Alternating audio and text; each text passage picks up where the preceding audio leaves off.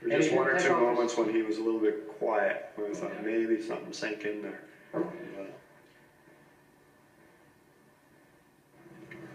Hey, you guys.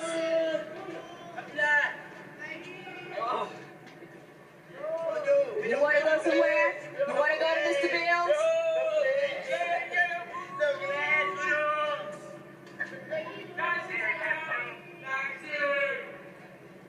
You gonna stop being silly and go to class or what?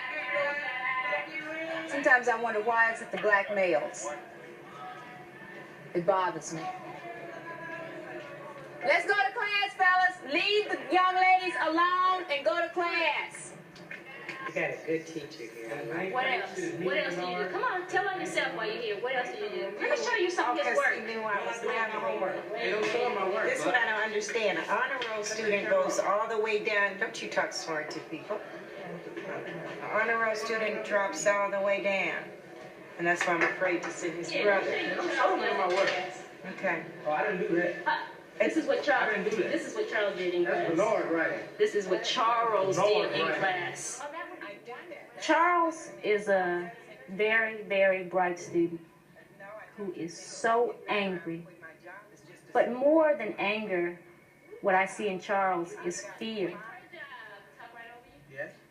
And that fear is about not really believing he can succeed. He, like many other students, is not sure what succeeding means. Charles is a piece of the future.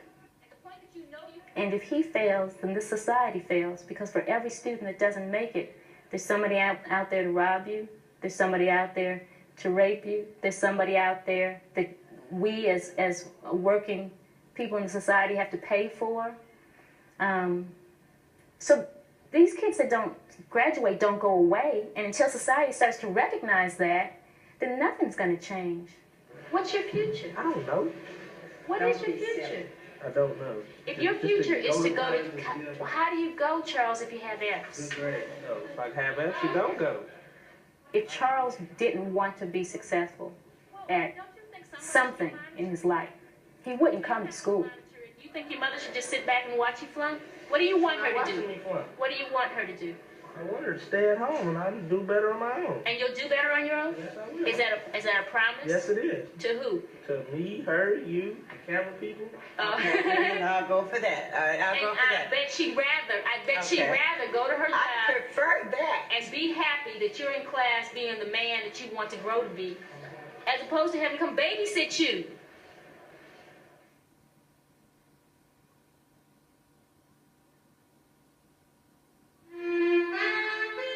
School colors. We'll be right back.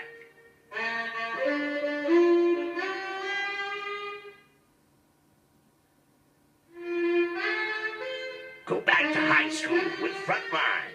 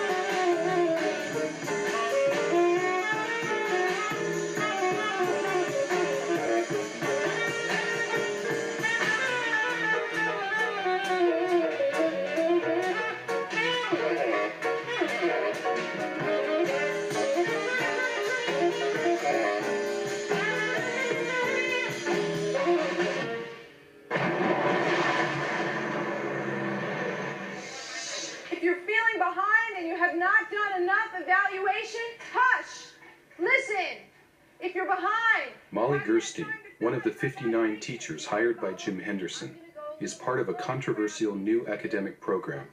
For the first time, 9th grade students of widely varying abilities are put together into the same English and history classes.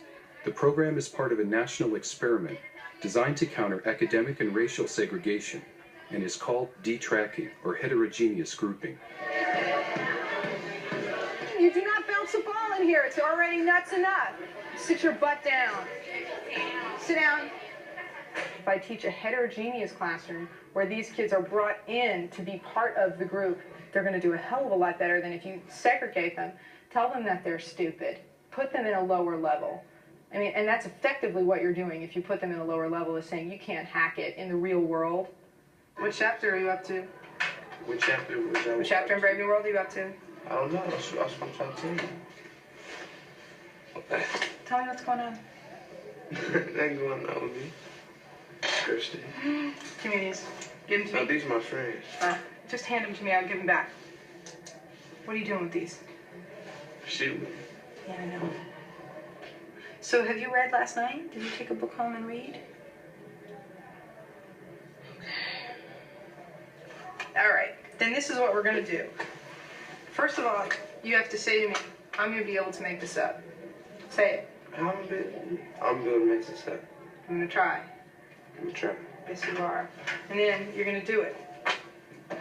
And guess what the deal is? When you make it up, you get the dice back. Those are my dice back. That's right. You gotta make up the word. It's blackmail. I lied. Isn't that mean? Miss Gerson, I gotta come back with the dice. Go get yourself a book. You come back with the book, and we're gonna figure out what chapter you're on. Then we're gonna give you assignments, and then you're gonna do them. And you're gonna do enough each day so you can handle it.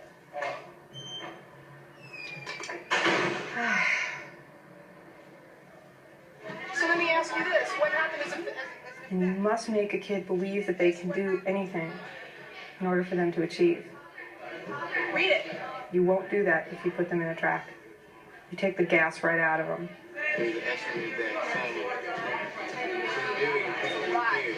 Harry's not dumb. Harry just needs extra time. Africa controls at least 20% of the whole world's natural resources. This makes Africa a very key place to set up forced labor camps, have bad working conditions, to exploit. Yes. Camilo is really smart. Camilo slides by. Camilo doesn't know how to challenge himself.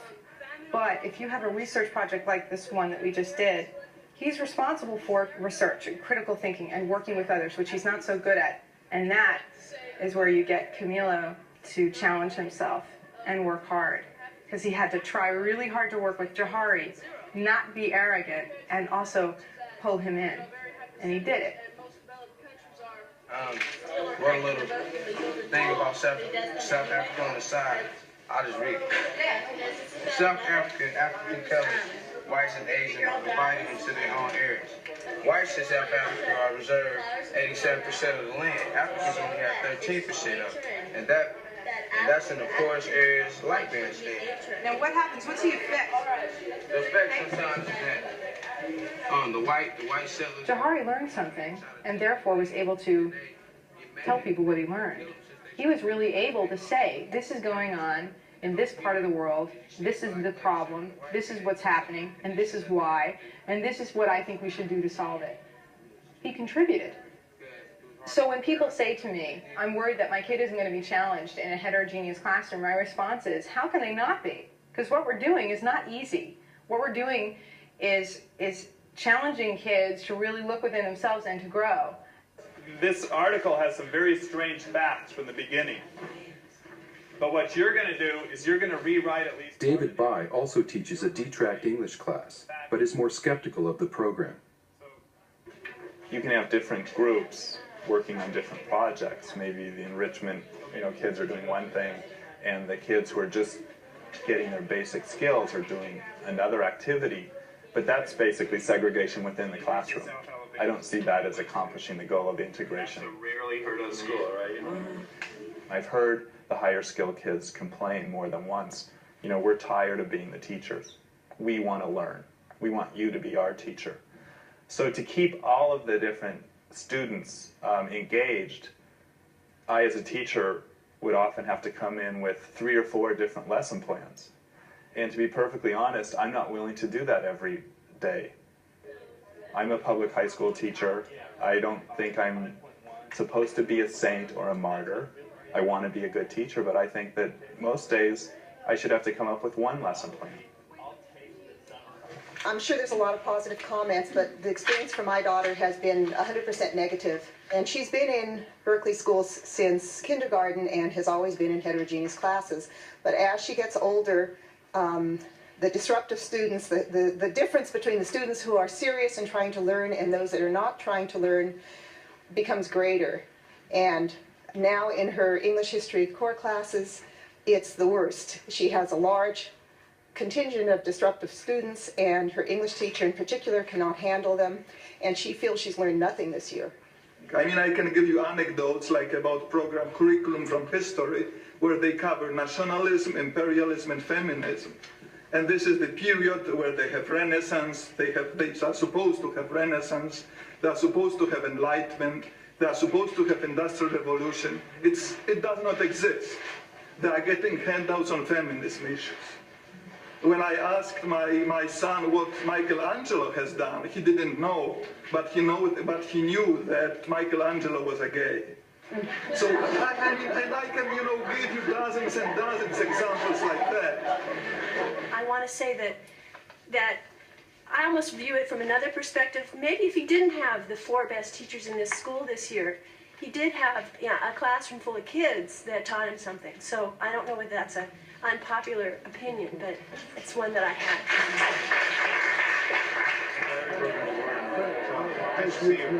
For Jim Henderson, the parents' concerns are a political problem. The controversy over detracking comes amidst growing fears about safety in the school. But I have a concern, and that is about the safety. The thing that I feel very strongly about in trying to convince them is that it goes back to detracking or all of our efforts to make this a successful school for all kids. We're in a society now where... In the same vein they fear for safety, the kids that are acting out are acting out because of their anger. We have a responsibility. This has to be safe. My goal is to get the successful group of parents and students here to start to realize that once we upgrade the education we give to kids who are unsuccessful, safety will not be our major problem. Berkeley High is a great high school because it has not held back strong students from moving ahead quickly, where the same person who cannot write a complete sentence is there with somebody who has poetic skills. Multicultural issues are not the same thing, and I think it's a tremendous mistake to try to run those together. Fast track has nothing to do with multicultural. Right, so this is the multicultural coordinator and the plan. It's the white track. I mean, if you look at the statistics, who's on the fast track. I don't think anybody should be apologizing for whatever color shows up in the fast track, as long as there's access. It's not a matter of showing up, and there isn't any access.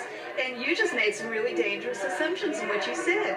What I just heard you say was that, somebody who can't put together a sentence shouldn't be in the same class as somebody who has poetic skills. No, I do feel that way. That okay, if you don't but wait a say minute. Children by ability, you're going to dilute the result to such an extent that you're going to have a soup that tastes foul to everyone and where nobody is motivated. How can they move up to the higher track? If they're kicked out, then they cannot learn. Cruel, and there are people who are cut, just like a football team. And how do they switch? How do they switch to the higher track? If they're immediately cut. All winners in our society. But then, and it's something we're not willing to face. I'm just really sick to death of this intellectualizing while students are dropping out, children of color are committing suicide. The highest dropout rate in the country is with students of color. The D&F rate in this school among students of color is a national scandal. Well, if you're feeling guilty about it, make a concrete suggestion. Excuse me, I'm not feeling guilty about anything. I'm not feeling guilty. I'm presenting a problem while you're intellectualizing. And that just really makes me sick. And this is the end of that discussion. Was it well organized? By the end of the first year of detracking, the number of freshmen receiving a D or F in English and history was cut in half. Still, the idea of extending the program into the 10th grade has met with great resistance. When I try to bring this type of thinking, detracking, the school, doing things differently, looking at kids in a different way, looking at the way you work in a completely different way. I definitely feel like I hit a wall. I hit a pretty big wall. If I'm looking from this side, D is towards you. My own personal belief is that for them to say, let us untrack the classes, is a political statement and not a panacea, because integration by itself was not the problem. Untracking the classes is not going to be the solution. They can't run around with a political bandwagon saying, or waving this flag saying, untrack the classes, and as soon as you get this, we're going to achieve everything possible. It is not going to work. American schools need to wake up. If the goal is successful integration, if that's the goal, if we're working still towards successful integration, then let's do it in a way that establishes an equality between people, where people's experiences, cultures, are equally appreciated, equally emphasized, and seen as equally significant and important. But as long as they're not seen that way, integration will not be successful.